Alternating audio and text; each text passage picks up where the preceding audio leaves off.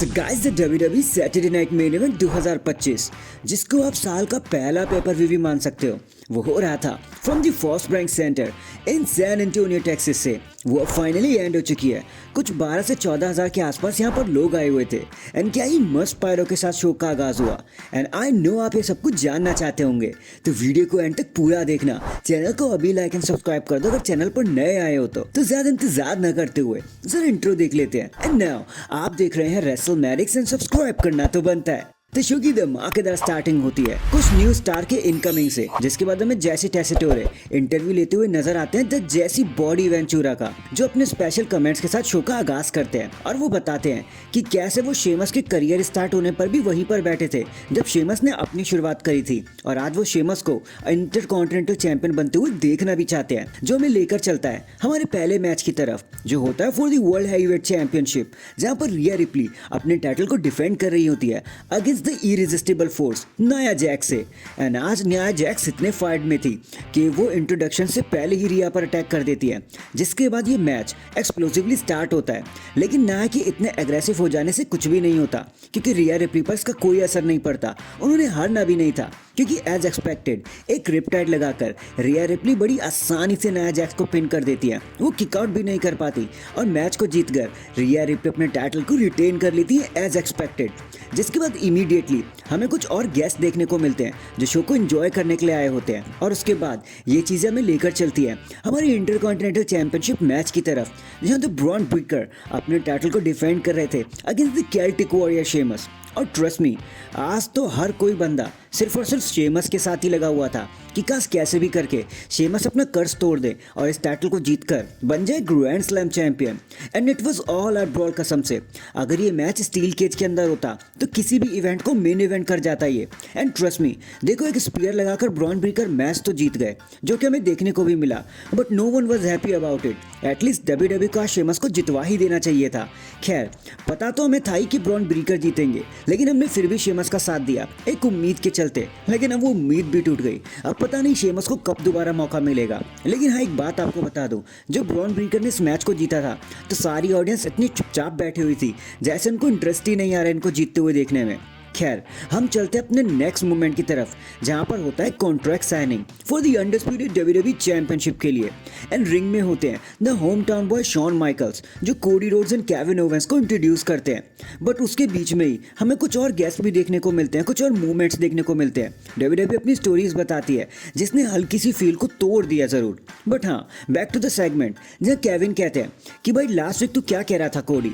यही कह रहा था कि मैं 10 में से 10 बार एक ईजी रास्ता चूज कर लेता हूँ, मैं भाग जाता हूँ, लेकिन तू झूठा है। तुझे याद है कैसे बैश इन बर्लिन में मैंने तेरी कमजोरी का फायदा नहीं उठाया था, क्योंकि मुझे हमारी दोस्ती की चिंता थी।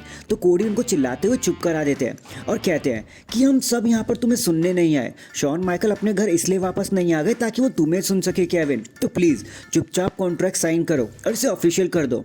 तो केविन कहते हैं भाई जरूर कर दूंगा, लेकिन एक बात सुन ले, but at the royal rumble मैं सबको बता दूंगा कि मैं ही हूँ राइटफुल चैंपियन, और जो भी तुम्हें मिल रहा है ना, वो स्पेशल ट्रीटमेंट, वो पायरोज, वो ग्रैंड एंट्रेंस, अब वो सब मेरा हो जाएगा। जिसके बाद शॉन माइकल चुपके से कहते हैं कि यार मुझे तो जलने की बू आ रही है। केविन कहीं तू जल तो नहीं रहा कोडी से? तो केविन कहते हैं कि क्या बोला तूने, एक बार फिर से तो बोलना। मैं जल रहा हूँ, बल्कि जल तो तुम रहे हो शॉन माइकल्स, क्योंकि मैं इस ईगल टाइटल को इतने ज़्यादा प्रेस्टीज पर लेकर आया हूँ जो तुम अपनी ज़िंदगी में कभी नहीं लेके आ पाए थे शॉन माइकल्स। जिसके बाद वो टाइटल को ऊपर लटका देते हैं एंड माइकल्स अपने फाइनल वर्ड बोलते हैं सबको गुड लक करते हुए। लेकिन केविन इस बारी भी उन पर अटैक करने की सोचते हैं। कोडी एक पल के लिए बचा भी लेते हैं, लेकिन फिर शॉन माइकल इतने ज़्यादा फास्ट होते हैं कि उनसे फास्ट होना ऑलमोस्ट इम्पॉसिबल है, क्योंकि वो केविन को अपनी स्विच से म्यूजिक लगा देते हैं और ये मूवमेंट यहीं पर एंड हो जाता है। खैर, हम चलते हैं अपने मॉन्स्टर वर्सेस मॉन्स्टर मैच की तरफ, मॉन्स्टर वर्सेस वुल्फ मैच की तरफ, जेकब वर्सेस ब्रॉन स्ट्रोमैन की तरफ। अब यार देखो, मैच ही काफ़ी ज़्यादा अच्छा था। जो हाइप इस मैच ने हमें दे रखी थी वो पूरी की पूरी महसूस भी हुई एंड तक। लेकिन इन दी एंड फिर वही हुआ जो आप और हम सोच रहे हैं। इतने खतरनाक बैटल के बाद, इतने क्लोज आने के बाद जेकब फातू ने रेफरी पर ही हाथ उठा दिया कि भाई मुझे रोक मत, मुझे लड़ने दे, जिसकी वजह से मैच डिस्क्वालीफाइड हो जाता है और ब्रॉन स्ट्रोमैन डिस्क्वालिफिकेशन की वजह से मैच जीत जाते हैं। लेकिन जेकब फातू अब रुकने वाले नहीं थे। वो क्या खतरनाक ही मार लगाते हैं ब्रॉन स्ट्रोमैन की कि बेटा आज मैं तुझे नहीं छोड़ूंगा। इतना बुरा मारते हैं ब्रॉन स्ट्रोमैन को कि वो खूना खून हो जाते हैं, मुंह से खून छोड़ देते हैं हमारे ब्रॉन स्ट्रोमैन। ब्रॉन स्ट्रोमैन को आज 3 बट शॉट और 3 स्प्लैश खाने पड़ते हैं, सारे ऑफिशियल्स एंड टामा टोंगा को बीच में आना पड़ता है, फिर कहीं जाकर जेकब फातू मानते हैं, जिससे एक चीज तो क्लियर हो जाती है, ब्रॉन स्ट्रोमन अब कुछ समय के लिए फिर से गायब हो जाएंगे और जेकब फातू अब अगले ट्राइबल चीफ की तरफ जाएंगे कि भाई अब मेरा वक्त आ चुका है। खैर, इसके बाद हमें कुछ और लेजेंड्स देखने को मिलते हैं, जैसे वेंचुरा का इंटरव्यू भी देखने को मिलता है, जहां वो कहते हैं भाई आजकल के स्टार्स को क्या हो गया है, वो इतने ज़्यादा एग्रेसिव और खून के प्यासे हो रखे हैं। भाई हमारे टाइम पर तो काफ़ी प्रोफेशनल होने की कोशिश करते थे हम लोग, बट ये तो एक दूसरे को मारने के बारे में ही सोचते हैं। ऑब्वियसली वो जेकब फातू की ही बात कर रहे थे यहाँ पर। जिसके बाद हमें पता चलता है कि ट्रिपल एच ने आइशो स्पीड को कॉल किया है ताकि वो रॉयल रंबल में आके उसे लाइव स्ट्रीम कर सके, जिसके साथ उन्हें पूरा अल्टीमेट एक्सेस भी मिलेगा, जो हमें लीड करता है हमारे मेगा मेन इवेंट की तरफ, जहां द रिंग जनरल गंथर अपने टाइटल को डिफेंड कर रहे थे against the main event Jey Uso. अब what to say about this match यार, पता नहीं मुझे क्या कहना चाहिए। एक तो यार हम पहले से ही जानते थे कि जे यूसो इस मैच को जीतने नहीं वाले, तो हाइप कुछ वैसे फील नहीं हो रही थी, मौका गिरा जा रहा था। But all I can say is J Uso बहुत अच्छा ट्राई किए। उन्होंने एक पल के लिए ये भी जता दिया था कि भाई मैं ही जीतने वाला हूँ। उस स्पीयर के बाद तो सच में सबको ऐसा लगा कि बस अब जे यूसो नए वर्ल्ड चैंपियन बन चुके हैं। लेकिन it wasn't enough to take down Gunther.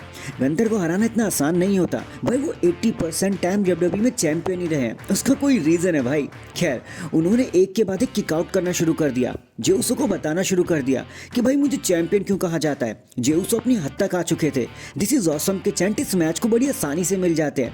लेकिन फिर एक बड़े ही अजीब फैशन में जब जे यूसो स्पीयर लगाने की कोशिश करते हैं तो गंथर उन्हें काउंटर कर देते हैं, डबल पावर बॉम्ब लगा देते हैं। जे यूसो को मौका ही नहीं देते कि वो अपनी जबान चला सके and dang J Uso kick out नहीं कर पाते और गंथर अपने टाइटल को रिटेन करके मैच को जीत जाते हैं।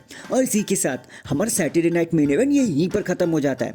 So that is it guys, अभी के लिए तो बस इतना ही। देखो, आप मुझे बताना आप इस इवेंट के बारे में क्या कहना चाहोगे, आपको ये शो कैसा लगा, ये मैचेस कैसे लगे, ये जो डब्ल्यूडब्ल्यू ने शॉर्ट मैचेस का सीन ही रखा है ना सैटरडे नाइट मेन इवेंट के लिए, वो आपको कैसा लगता है, आप क्या महसूस करते हो इन सब चीज़ों के लिए। और जितने भी मैचेस आज आपने देखे, जितनी भी चीज़ें आपने देखी, जितने भी मूवमेंट्स आपने देखे, क्या आपको ऐसा नहीं लगता कि इसे पेपर व्यू की जरूरत नहीं थी, ये आराम से रॉ स्मैकडाउन में कराया जा सकता था, या फिर आप कुछ डिफरेंट सोचते हो, वो आप ज़रूर कमेंट करके बता देना। और गाइस बस एक ही चीज़ कहूँगा कि आप में से 90% लोग देखते तो हैं वीडियोस, लेकिन लाइक एंड कमेंट करके भी नहीं जाते, सब्सक्राइब करके भी नहीं जाते।